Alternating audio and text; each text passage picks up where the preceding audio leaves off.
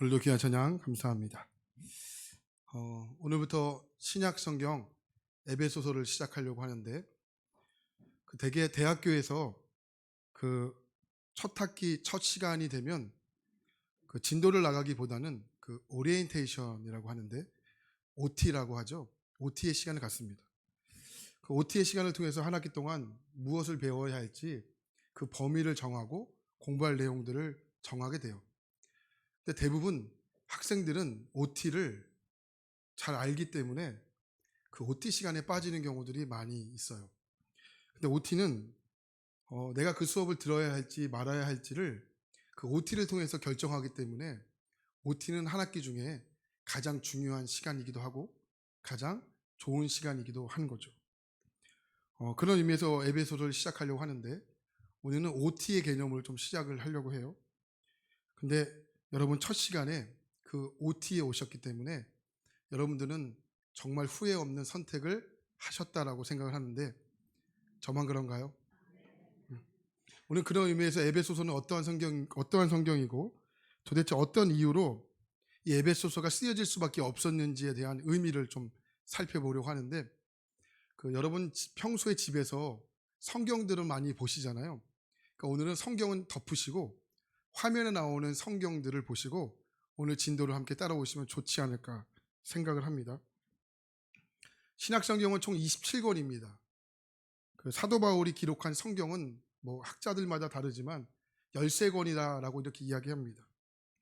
그 13권 중에 복음의 정수, 뭐 복음의 진수라고 할 수 있는 성경을 2권 고른다면 2권을 고를 수 있어요. 하나는 로마서고 하나는 에베소서라는 성경입니다.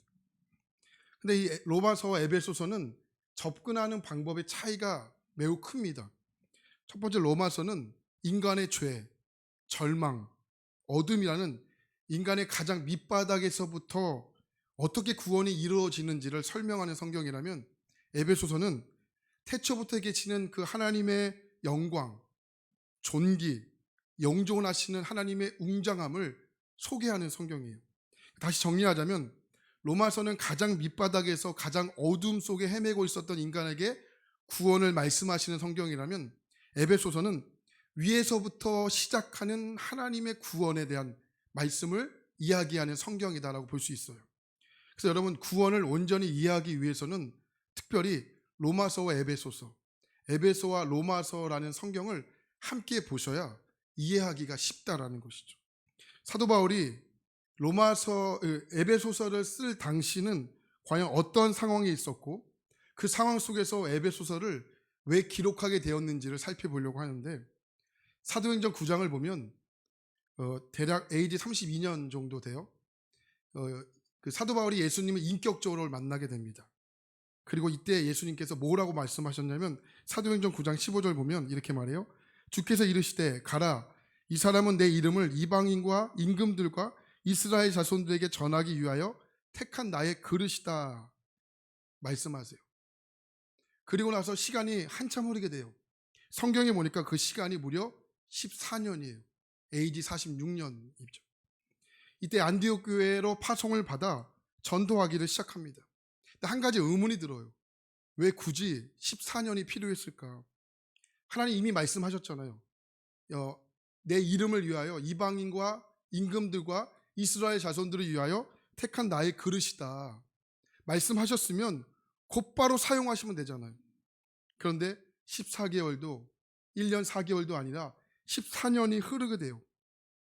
우리는 그 시간을 확인할 수 있지만 사도 바울은 확인할 수 있는 시간이 없어요. 그러니 주님이 말씀하셨으니까 그냥 무작정 기다리는 것밖에 없는 것이죠. 그러나 사람이 연약하지 않습니까? 누구나 연약해요. 보이지 않거나 들리지 않으면 의심부터 합니다. 그러니까 사도 바울도 우리와 똑같은 본성을 가진 인간이기 때문에 여러분 연약하지 않았겠습니까? 들리지 않아요. 보이지 않아요. 사도 바울도 의심할 수 있죠. 내가 잘못 들었나? 내가 잘못 들었나? 그 시간이 무려 14년입니다. 그 14년이 흐른 뒤에 안디옥 교회에서 파송을 받아 우리가 잘 알고 있는 사도 바울의 전도 여정이 시작이 되는 거죠. 그 전도 여정이 대략 11년입니다. 그 방문한 장소가 사도행전에 잘 기록이 되어 있는데 구브로, 지금으로 이야기하면 사이프러스 섬입니다. 또 남갈라디아, 또 소아시아, 마게도니아, 아가야, 이거 외에도 많은 곳을 다녔는데 우리에게는 지명이 낯설고 우리에게는 어려운 지명이지만 이 지명을 잘 알고 있었던 사람들이 이 이야기를 들으면 깜짝 놀랍니다. 11년 동안 이 많은 곳을 다녔나? 11년 동안 어떻게 이렇게 많은 곳을 다닐 수 있었을까? 사도 바울 당시에는 지금과 다르지 않습니까? 다닐 수 있는 것이 두 가지밖에 없어요. 도보 아니면 배죠. 이 두 가지 외에는 다닐 수 있는 방법이 없습니다. 이 두 가지를 가지고 11년 동안 다닌다는 것은 거의 불가능합니다. 11년 동안 3번의 전도 여행을 다녔죠. 길거리에서만 전도한 것이 아니에요. 교회를 세웠죠. 사도 바울에 있어서는 11년 동안에 오직 전도하고 교회를 세우는 일에만 온 정성을 다 쏟을 수밖에 없는 거죠. 오직 복음 전하고 교회를 세우는 일에 집중하기를 시작해요. 그런데 또 한 가지 의문이 들어요. 그 의문이 뭐냐면 고린도 후서 11장 말씀이에요. 고린도 11장 말씀을 보면 어떤 말씀이 기록되어 있냐면 사도 바울이 전도 여행을 다니면서 어떠한 일을 경험하게 되었는지를 사도 바울이 내적과 외적에 대한 자세한 말씀을 하고 있는 거죠. 여러분, 우리가 사도 바울의 전도 여행을 여행이라고 부르고 있잖아요. 근데 여러분, 사실 이 여행이라는 말은 사용할 수 없다는 것을 금방 알 수 있어요. 자, 고린도후서 11장 23절 이하의 말씀을 한번 볼 텐데 쉬운 성경으로 제가 여러분의 이해를 돕기 위해서 쉬운 성경으로 말씀을 준비했어요. 함께 읽을 텐데 먼저 23절입니다. 시작. 나는 수고도 더 많이 하고 감옥살이도 더 많이 하고 매도 더 많이 맞고 여러 번 죽을 뻔했습니다. 24절. 유대 사람들에게서 마흔에서 하나를 뺀 매를 맞은 것이 5번이요. 25절. 채찍으로 맞은 것이 3번이요. 돌로 맞은 것이 1번이요. 파선을 당한 것이 3번이요. 밤낮 꼬박 하루를 망망한 바다를 떠다녔습니다. 26절 말씀 보면 시작.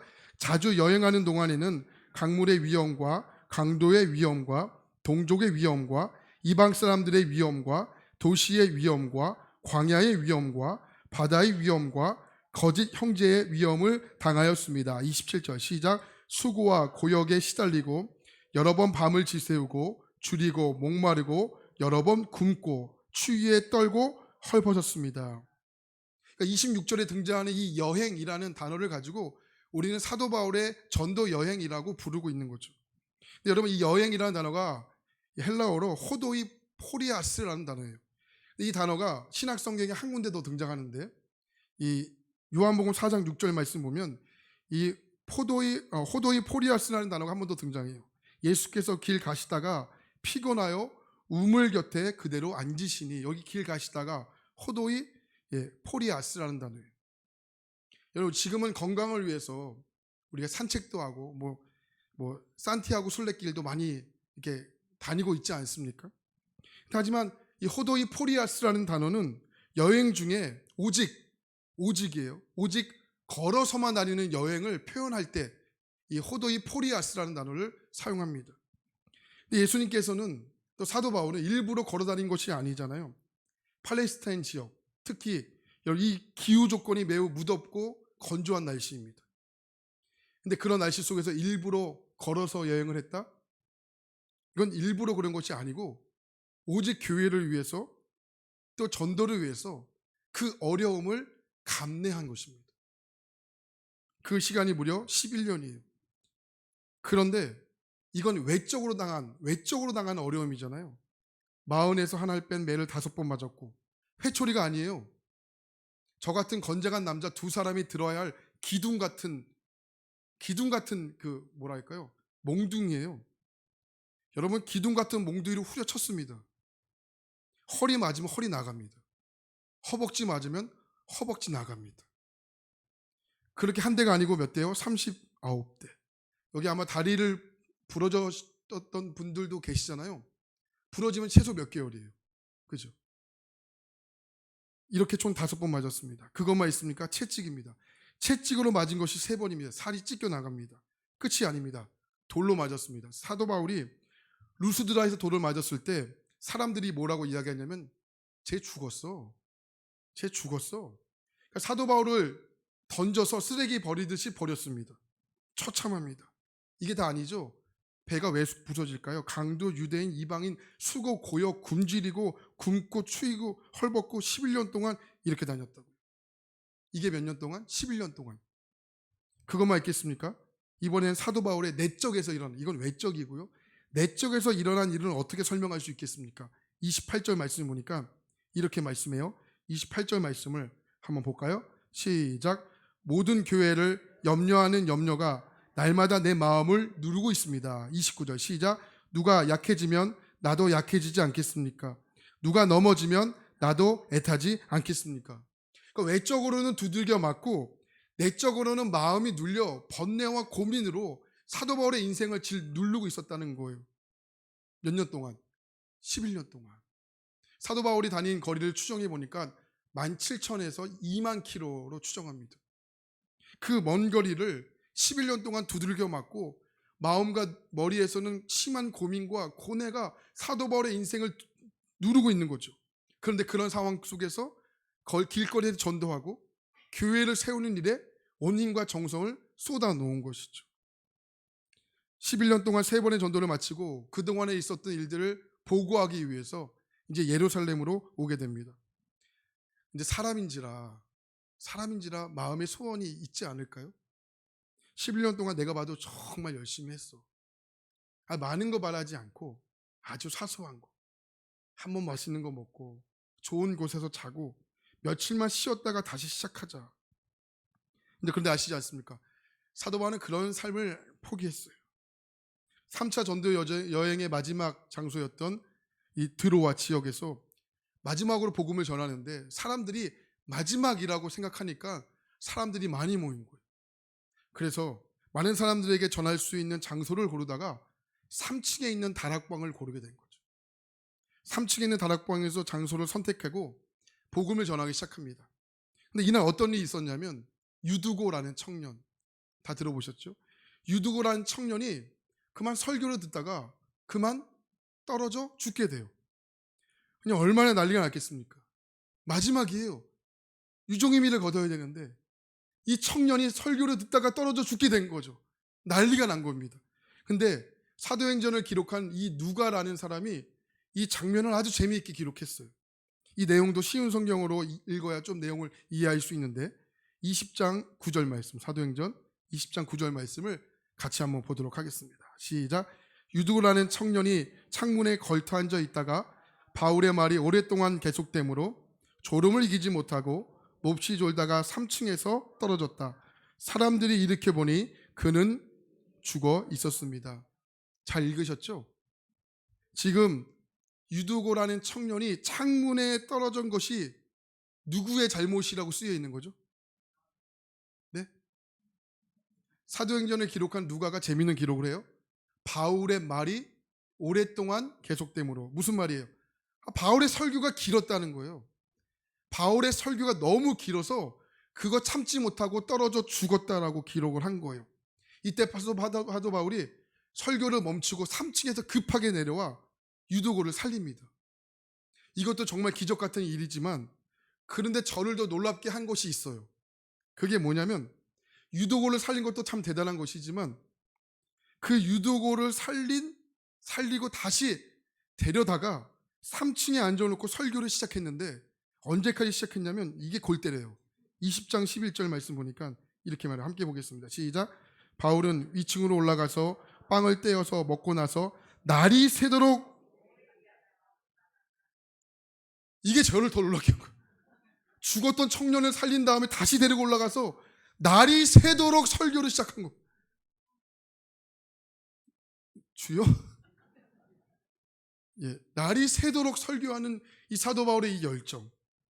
저는 이 장면을 보면서 사도 바울이 11년 동안 두들겨 맞고 마음과 머리에 심한 번뇌와 고민으로 있었지만 그가 거리에서 전도하고 교회를 세운 것이 이게 정말 집중한 것이 맞구나. 이게 한 번에 정리가 됐습니다. 이렇게 3차 전도 여행을 마치고 이제 예루살렘에 가기 전 밀레도라는 곳에 에베소서 장로들을 초청해요. 그리고 마지막으로 고별 설교를 하게 됩니다. 그것이 사도행전 20장 18절과 20절이에요. 한번 같이 보겠습니다. 시작.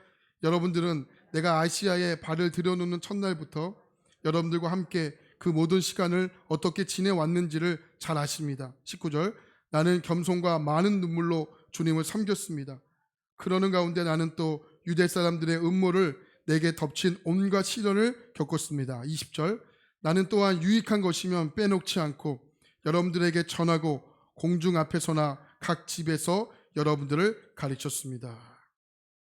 그러니까 이 말씀만 봐도 사도 바울이 지금까지 걸어왔던 이 길, 이 여정이 어떠한 여정이었는지를 잘 알 수 있는 대목이죠. 저는 이 말씀을 보면서 이 코카콜라의 사장이었던 로버트 우들러프가 했던 이 말이 생각이 났어요. 내 혈관 속에는 피가 아니라 코카콜라가 흐른다. 이 미쳐도 단단히 미치지 않았습니까? 무슨 혈관 속에 코카콜라가 흐른다는 것입니까? 이만큼 자기 일에 대한 무서운 집중력, 한 기업의 총수가 이런 사명감과 집중력이 코카콜라를 전 세계로 전파할 수 있는 놀라운 결과를 가져온 것이 아니겠습니까? 이제 사도 바울은 에베소 장로들을 초청해서 마지막 설교를 한 다음에 예루살렘으로 떠나기를 준비합니다. 근데 이때 제자들이 사도 바울을 찾아오죠. 그리고 이렇게 이야기합니다. 선생님, 예루살렘 가시면 안 돼요. 예루살렘에 올라가시면 제가 소문을 들어보니까 선생님을 죽이려는 자객을 준비시켜 놓고 선생님에게 거짓 증거로 감옥에 집어넣기 위해서 준비하고 있어요.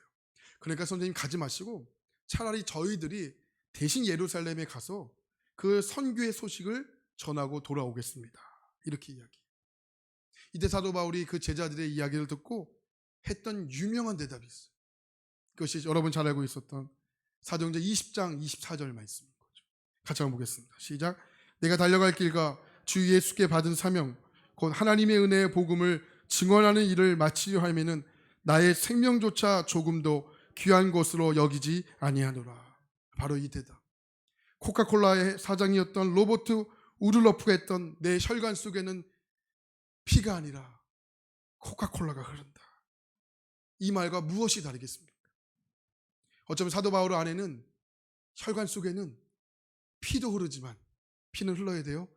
피도 흐르지만 이 복음의 열정이 흐르는 것은 아닐까라고 생각을 합니다. 그리고 말리는 제자들 향해서 이렇게 이야기해요. 왜 울어?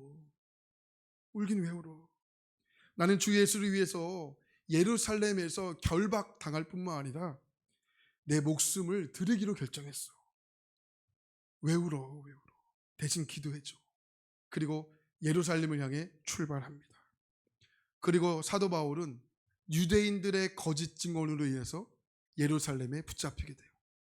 예루살렘 감옥에서 3일, 가이사랴 감옥에서 2년, 그리고 로마 감옥에서 2년, 총 4년 동안의 감옥 생활을 하게 됩니다. 하나님 이러시면 안 되잖아요. 11년 동안 두들겨 맞으면서 안팎으로 심한 고뇌와 번민이 있었던 사람이죠. 다리를 질질 끌고 다니면서 교회를 세웠습니다. 쉬지 못하고 거절 못하고 배고팠다, 추웠다, 나 목말랐다.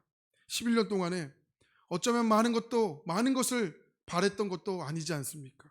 긴 시간도 아닙니다. 아주 잠깐 숨 돌릴 시간, 그 시간이 필요했던 것은 아니겠습니까? 그런데 이 유대인들의 거짓 증언으로 인해 사도 바울이 4년 동안의 감옥 생활을 시작하게 되는 거죠. 사도 바울의 입장에서, 처지에서 하나님께 대한 서운함이 생기지 않았을까요? 아니 어쩌면 하나님께 대한 사도 바울의 안에 있는 이 울분과 여러분 이 답답함과 이 억울함을 쏟아놓는 것이 맞지 않았을까요? 근데 이때죠. 사도 바울이 감옥 안에 있는데 그동안 심혈을 기울이고 사랑을 듬뿍 쏟아놓았던 바로 그 교회, 그 사랑스러운 교회, 에베소 교회에서 소식이 전해지게 됩니다. 에베소 교회가 사도 바울에게 왜 중요한 교회인지 아세요? 1차, 2차, 3차 전도를 다니는 11년 동안 가장 오랫동안 머물렀던, 또 가장 많이 사랑을 쏟았던 교회가 에베소 교회였기 때문에 그렇습니다. 그렇게 외롭고 춥고 힘들었던 감옥 안에 있었던 사도 바울을 잊지 않은 거죠. 잊지 않고 사도 바울에게 표식이 전해오니 사도 바울이 너무 즐겁지 않았겠습니까? 근데 사도 바울이 에베소 교회의 소식이 들려오는 것을 열어보는 순간 사도 바울은 그 자리에 철썩 주저앉게 됩니다. 그 내용이 처참합니다. 교회 안에서의 다툼, 교회 다툼으로 인한 분열, 그 분열로 인해 에베소 교회가 깨지기 일보 직전이라는 소식이 듣게 됩니다. 그뿐 아닙니다. 이단이 들어와 성도들의 마음을 미혹해 있죠. 그뿐 아니죠. 음란, 시기, 질투, 그러니까 저와 여러분들이 가지고 있었던 마음속에 품고 있었던 그 여러 가지 죄악들이 이 에베소의 교회의 모든 성도들을 사로잡고 있다는 소식이 들려지게 된 거죠. 근데 여러분, 지금부터가 더 기가 막힌 소식이 들려지게 되는 거예요. 사도 바울이 여러분 왜 지금 4년 동안에 이 감옥 생활을 하고 있는지 아십니까? 이 당시는요, 예루살렘 성전에 이방인들이 절대로 들어올 수가 없어요. 그리고 예루살렘 성전 주변에는 약 1m가 되는 돌이 세워져 있었는데 그 돌에는 이렇게 쓰여 있었어요. 이방인은 누구든지 성전으로 들어오면 죽음으로 다스릴지어다. 이방인은 누구든지 성전으로 들어오면 죽음으로 다스릴지어다. 근데 사도 바울이 1차, 2차, 3차 전도 여행을 마치고 예루살렘으로 돌아왔는데 유대인들이 거짓 증언으로 사도 바울을 모함합니다. 그 내용이 사도행전 21장에 기록이 되어 있는데 27절부터 보겠습니다. 27절부터 보겠습니다. 시작. 아시아로부터 온 유대인들이 성전에서 바울을 보고 모든 무리를 충동하여 그를 붙잡고 28절 외치되 이스라엘 사람들아 도우라. 이 사람은 각처에서 우리 백성과 율법과 이것을 비방하여 모든 사람을 가르치는 그 자인데 또 헬라인을 데리고 성전에 들어가서 이 거룩한 곳을 더럽혔다 하니 29절 시작. 신의 있음을 보고 바울이 그를 성전에 데리고 들어가는 줄 생각함이로라. 사도 바울이 1차, 2차 전도 여행을 마치고 예루살렘으로 돌아왔는데 아시아에서 온 유대인들이 거짓말로 사도 바울을 모함해요. 내가 봤어. 내가 아시아에 있을 때 사도 바울을 봤는데 저 더러운 이방 사람들을 데리고 성전에 들어가는 것을 내가 두 눈으로 똑바로 봤어. 그러면서 그 이름을 이야기하는데 그 이름이 누구냐면 에베소 사람 드로비모라는 사람이에요. 무슨 이야기예요? 지금 사도 바울이 감옥에 있는 이유가 뭐예요? 에베소 사람 드로비모 때문에 지금 4년 동안의 감옥 생활에 갇히게 되어 있다는 거예요. 그런데 이해가 되지 않는 말씀이 또 등장하는데 에베소서 3장 1절 말씀을 보면 이런 말씀이 있어요. 에베소 3장 1절 말씀 시작. 이러므로 그리스도 예수의 일로 너희 이방인들을 위하여 갇힌 자 된 나 바울이 말하거니와. 여러분 혹시 이상한 점을 발견하셨습니까? 다시 한번 말씀 보세요. 3장 1절입니다. 시작. 이러므로 그리스도 예수의 일로 너희 이방인들을 위하여 갇힌 된 나 바울이 말하거니와. 발견하셨습니까? 뭔가 이상한 점을 발견하셨어요? 3장 1절의 말씀은 틀렸습니다. 왜 틀렸습니까? 이렇게 쓰는 것이 맞죠. 이러므로 그리스도 예수의 일로 너희 이방인들을 위하여가 아니에요. 이방인들 뭐예요? 때문에 갇힌 자 된 나 바울이 말한다. 이렇게 말하는 게 맞다고요. 너희들 내가 왜 지금 감옥에 갇혀 있는지 알아? 너희 이방인들 때문이잖아. 위하여는 무슨 위하여입니까? 너희 이방인들 때문에. 근데 말씀을 잘 보세요. 사도 바울이 어떻게 이야기하고 있습니까? 나 지금 너희 때문에 갇힌 거 아니야. 너희 위하여 갇힌 거야. 근데 여러분 이 구절에서 사도 바울이 원망하는 모습이 발견되어지십니까? 여러분 이 말씀에 사도 바울이요 섭섭해요? 사도 바울이 원통해요? 아니요, 없어요. 나 지금 너희 때문에 갇힌 거 아니야. 너희 위하여 갇힌 거야. 할렐루야. 그러니까 뭐예요? 지금 감옥 안에 있는 사도 바울이요 감옥 밖에 있는 성도들을 위로하는 거예요. 자유를 빼앗긴 사람이 자유를 가진 사람들을 지금 위로하는 거죠. 우리의 상식은 감옥 밖에 있는 사람이 감옥 안에 있는 사람을 위로해야 되고 또 자유를 가진 사람이 자유를 박탈당한 사람을 위로해야 되잖아요. 병에 안 걸린 사람이 병에 걸린 사람을 위로해야 되잖아요. 근데 사도 바울은 반대예요. 병에 걸린 사도 바울이 병에 걸리지 않는 에베소 교회 성도들을 위로하고 있고요. 자유를 박탈당한 사람이 자유를 가지고 있는 에베소 교회 성도들을 위로한다는 거예요. 우리의 상식을 완전히 바꾸어 놓죠. 그 성경이 무슨 성경이에요? 에베소라는 성경. 그래서 신앙생활하는 모든 그리스도인들, 특별히 내가 지금 감옥 안에 있고 질병 안에 있고 상황의 감옥 안에 있다고 스스로 여기시는 분들이 계신다면 반드시 보아야 하고 읽어야 하고 은혜 받아야 할 성경이 에베소라는 성경, 에베소서라는 성경이라는 거죠. 바로 그 에베소서의 첫 출발에서 사도 바울이 오늘 말씀 뭐라고 이야기했는지를 보시기 바랍니다. 1절 말씀입니다. 1절이에요. 시작. 하나님의 뜻으로 말미암아 그리스도 예수 안에 있는 신실한 자들에게 편지하노니. 사도 바울은 예수 그리스도를 인격적으로 만나고 그의 인생의 첫 출발을 항상 무엇으로 시작하고 있습니까? 하나님으로 시작을 하고 있어요. 고린도전서 1장 1절 하나님의 뜻을 따라, 고린도후서 1장 1절 하나님의 뜻으로 말미암아, 갈라디아서 1장 1절 하나님 아버지로 말미암아, 골로새서 1장 1절 하나님의 뜻으로 말미암아. 사도 바울은 언제나 그의 편지를 하나님의 뜻, 하나님 아버지로 말미암아, 하나님의 뜻으로 말미암아로 시작했습니다. 그의 생각과 그의 말과 그의 삶은 언제나 하나님으로 출발합니다. 내가 아닙니다. 지금 에베소서를 기록한 사도 바울에게는 문제가 없었겠죠? 기도 제목은요? 필요는요? 고민은요? 없었겠죠? 아니지 않습니까? 지금 감옥에 있지 않습니까? 몸이 부서져 있지 않습니까? 오해가 있지 않습니까? 억울함이 있지 않습니까? 문제투성이지 않습니까? 그러나 언제나 사도 바울은 나가 아니라 하나님으로부터 시작을 한 겁니다. 하나님의 뜻, 하나님의 계획, 그러니 흔들림이 없는 겁니다. 우리는 왜 이렇게 많이 흔들릴까요? 하나님이 안 계시기 때문이 아닙니다. 하나님은 계시죠. 그러나 내 뜻이 중요하죠. 내 소원이 중요하죠. 아니, 하나님 됐습니다.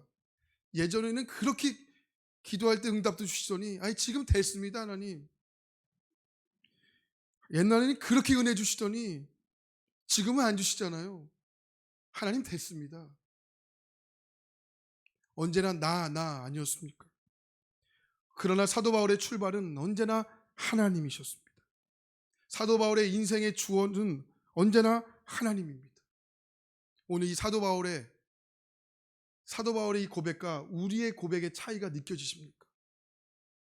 에베소서 1장 1절을 믿는다면, 아니 여러분 이 에베소서 1장 1절의 말씀을 여러분 정말 믿는다면 오늘 우리의 인생의 주어도 하나님이셔야 되는 겁니다. 그러니 여러분 세상 앞에 무릎 꿇지 말고 하나님 앞에 무릎 꿇으시죠. 그리고 고백하세요. 하나님이 내 인생의 전부가 됐습니다. 오늘 누가 이 위대한 고백을 누가 하시겠습니까? 아무리 주위가 감옥 같은 상황인다 할지라도 하나님이 여시면 그때부터는 그것이 감옥이 아닌 겁니다.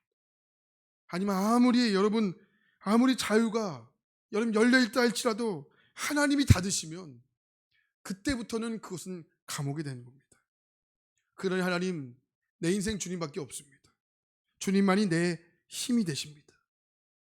오늘 누가 이 위대한 고백의 믿음의 고백을 누가 하시겠습니까? 오늘 잘 오셨죠? 큐티 오신 거 후회 없으시죠? 사도 바울이 했던 이 놀라운 고백, 하나님으로 시작한 그의 인생의 주어 하나님으로밖에 시작할 수 없었던 사도 바울의 고백, 오늘 우리의 고백이 되어야 하지 않겠습니까? 사도 바울이 했던 이 고백, 주님만이 나의 모든 것 되십니다. 주님만이 내 인생의 모든 것 되십니다.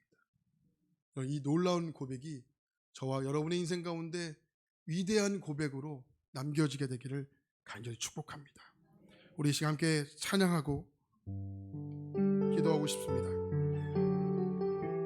사도 바울이 했던 고백인데 약할 때 강함 되신 주님. 사도 바울은 세상 소망 다 살아가도 하나님의 은혜로 살아갑니다. 이런 고백을 했던 사도 바울의 고백을 기억하시면서 우리 함께 뜨겁게 찬양하시고 또 뜨겁게 기도하시는 삶이 되길 바랍니다. 함께 찬양하겠습니다.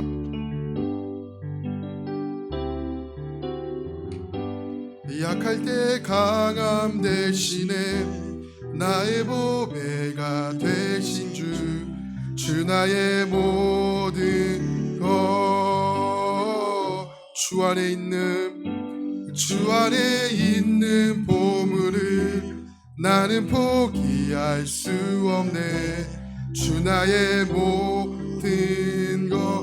우리 다시 한번 약할 때 강함 대신에 나의 보배가 되신 주 나의 모든 것. 주 안에 있는 보물은 나는 포기할 수 없네. 주 나의 모든 것. 예수 어린 양, 예수 어린 양, 존귀한 이름, 예수 어린 양, 존귀한 이름. 십자가 죄 사하셨네. 주님의 이름 찬양해. 주 나의 모든 것. 쓰러진 나를 세우고 나의 빈잔을 채우네. 주 나의. 우리 다시 한번 우리 위대한 고백을 다시 한번 주 앞에 드립시다. 십자가 죄 사하셨네. 주님의 이름 찬양해. 주 나의 모든 것. 쓰러진 나를 세우고 나의 빈잔을 채우네. 주 나의 모든 것. 우리 함께 고백하시면서 예수 어린 양, 예수 아멘. 어린 양, 존귀한 이름, 예수 어린 양, 존귀한. 우리 한 번 더 예수님의 존귀하신 이름을 찬양합니다. 예수 어린 양, 존귀한 이름, 아멘. 예수 어린 양, 존귀한 이름. 세상 소망 다 사라져가도 주의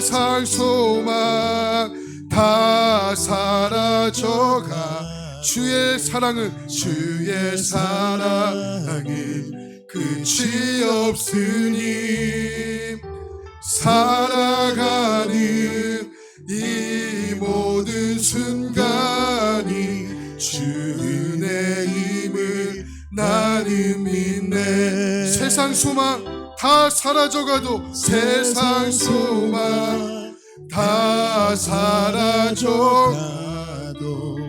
주의 사랑은 끝이 없으니 살아가는 이 모든 순간이 주 은혜이. 우리 마지막으로 한 번 더 찬양하시고 뜨겁게 기도합니다.